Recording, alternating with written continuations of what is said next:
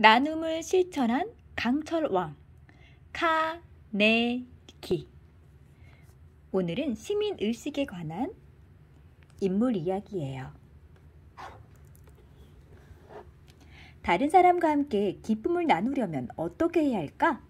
호야, 고민 있으면 내게 말해봐. 어려움에 처한 친구를 돕고 싶은데 어떻게 하면 좋을까? 얘들아, 전 세계에 나눔을 실천한 카네기 선생님의 이야기를 들어볼래? 너 안 들어가면 안 읽는다. 나눔을 실천한 강철왕 카네기. 빌은 책을 무척 좋아해 오늘도 집 근처 도서관에 왔어요. 아하, 컴퓨터 내부는 이렇게 생겼구나. 역시 도서관에 오길 잘했어. 책 속에는 내가 궁금해하는 것이 모두 들어있다니까. 빌은 시간 가는 줄 모르고 책을 읽었어요. 아, 책에 둘러싸여 마음껏 헤엄치는 기분이야.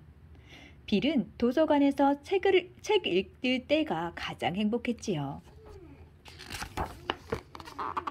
빌은 터질 듯한 가방을 낑낑 메고 도서관을 나왔어요. 가방 속에는 도서관에서 빌린 책이 가득했지요. 책을 너무 많이 빌렸나? 빌은 동상 옆에 살짝 기대 앉았어요. 잠시 쉬었다 가야지. 산들산들 바람이 불어와 빌의 땀을 식혀주었지요. 시원한 바람에 빌의 눈이 스르르 잠겼어요. 엄마가 빌이 다 큰 청년인 줄 알았더니 어린아이였군요.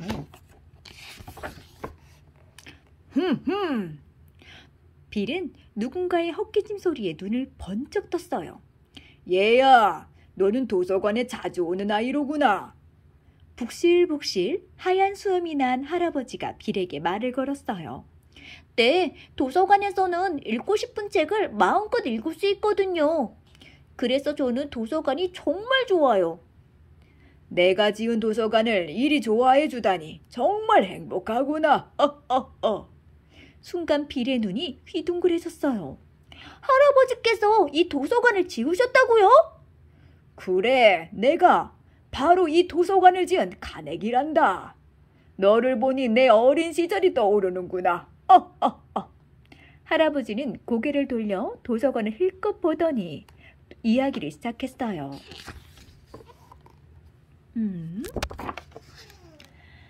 내가 13살이 되던 해 우리 가족은 일자리를 찾아 미국 피츠버그로 이사를 왔어.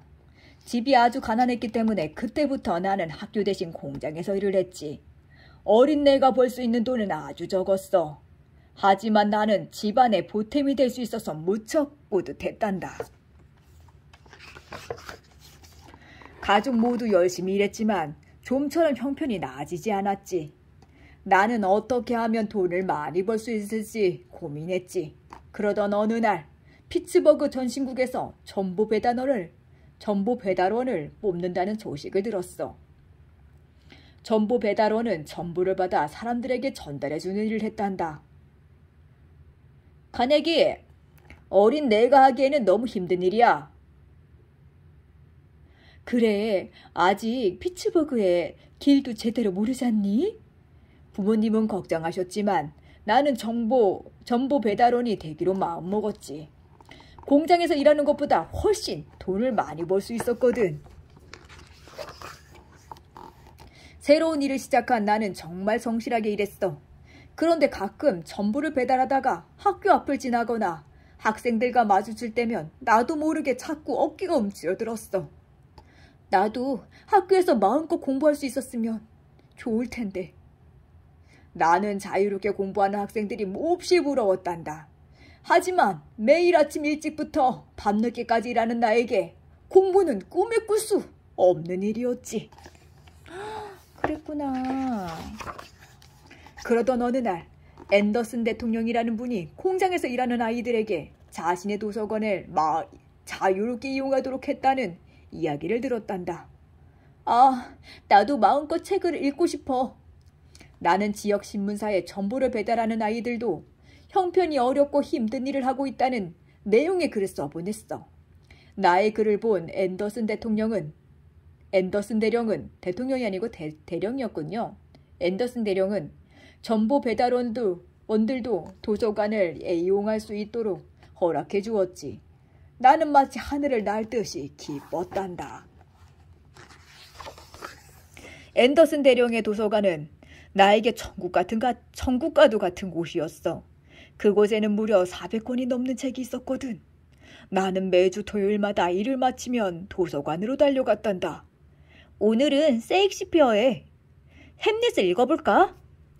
나는 책을 읽는 시간이 세상에서 가장 행복했어. 일을 하다가도 잠시 시간이 나면 빌린 책을 읽었고 어느새 책을 다 읽으면 빨리 토요일이 오기만을 기다렸지. 그리고 책을 읽을 때마다 이런 다짐을 했어. 나도 꼭 성공해서 앤더슨 대령처럼 어려운 사람들을 도울 거야. 그러던 어느 날이었어. 그날도 나는 다른 사람들보다 일찍 출근했지. 그런데 갑자기 전신기가 울리기 시작했어. 전신기사도 없는데 무척 급한 연락인 듯 계속 울렸지. 잠시 망설이던 나는 전신기를 작동시켜 통신을 보냈어. 지금 전신기사가 없지만 제가 받아 적어볼게요. 나는 그동안 전신기사들이 하는 일을 어깨너머로 보고 책을 찾아보며 공부해두었거든. 그 덕분에 조금 느리지만 정확하게 정보를 전달할 수 있었지. 이후 나는 정식으로 전신기사가 되었고 한 철도 회사에서 일하게 되었단다. 이렇게 내가 부지런히 일했던 때 미국은 아주 혼란스러웠어. 노예 제도를 찬성하는 남부와 이에 반대하는 북부로 나뉘어 전쟁이 일어났거든. 이때 내가 일하던 철도 회사에서는 북군의 전쟁 물품을 기차로 실어 나르는 일을 하고 있었어. 그런데 어느 날 철도가 끊어지는 사고가 난 거야. 카네기, 자네가 끊어진 철도를 다시 잇는 일을 맡아주게. 능력을 인정받아 철도를 수리하는 일도 맡은 나는 사람들을 모아 단 사흘 만에 철도를 다시 이었지. 드디어 전쟁이 끝났어. 하지만 수많은 사람들이 다치거나 목숨을 잃었고 건물과 다리가 무너져 나라 전체가 엉망이 되어버렸단다. 하지만 철도만큼은 큰 발전을 했어. 군인들과 물품을 실어 나르느라 곳곳에 철도가 만들어졌거든. 철도가 점점 더 중요해지고 있어. 머지않아 모든 지역에 철도가 놓이게 될 거야. 이제는 철도의 세상이야. 이렇게 생각한 나는 철도 사업을 하기로 마음먹었지. 나는 회사를 세우고 철도를 건설하는 일을 시작했어. 나무 대신 철로 다리를 만들고 그 위에 철도를 놓았지. 그런데 한 가지 문제가 있었어. 철도를 만드는 데 사용되는 철이 단단하지 않아서 철도가 자주 망가졌거든. 더 단단한 강철로 만들면 좋을 텐데. 비용이 적게 들면서도 단단한 강철을 만들 수 없을까? 고민하던 나는 아예 강철 회사를 세우고 연구를 시작했지. 여러 노력 끝에 결국 튼튼한 강철을 만드는 데 성공했단다. 이후 내가 만든 강철은 값싸고 튼튼하다는 소문이 퍼지면서 주문이 쏟아지기 시작했어. 나는 엄청난 돈을 투자해 광산도 샀지. 철광석은 강철을 만드는 데 꼭 필요한 재료거든. 나는 더 싸고 튼튼한 강철을 만들기 위해 끊임없이 연구하며 노력했단다. 이렇게 만들어진 강철은 철도뿐 아니라 공장의 기계, 배, 다리 등 아주 많은 곳에 이용되었지. 그 덕분에 내가 세운 회사는 세계적으로 성장하게 되었어. 이때부터 사람들은 나를 강철왕이라고 불렀단다.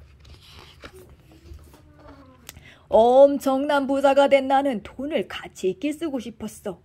그래, 앤더슨 대령이 나에게 책을 빌려주었던 것처럼 사람들이 마음껏 책을 읽고 공부할 수 있는 도서관을 짓자. 그렇게 나는 미국 곳곳에 도서관을 짓기 시작했지. 사람들은 힘들게 번 돈을 왜 남을 위해 쓰냐고 묻곤 했어. 그때마다 나는 이렇게 대답했지. 난 부자인 채로 죽는 것은 부끄러운 일이라고 생각해요. 내가 많은 사람의 도움을 받아 이 자리에 왔으니 이제 이 돈을 다른 사람에게 돌려줄 차례예요.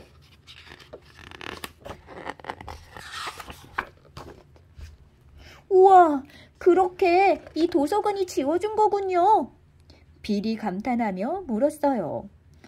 그렇단다. 나는 미국뿐 아니라 영국, 캐나다는 물론이고 태평양의 작은 섬나라 피지에도 도서관을 지어주었지. 카네기 할아버지는 그렇게 지은 도서관이 무려 3,000곳이 넘는다고 했어요. 도서관뿐 아니라 누구나 이용할 수 있는 학교, 공연장, 박물관도 지었지.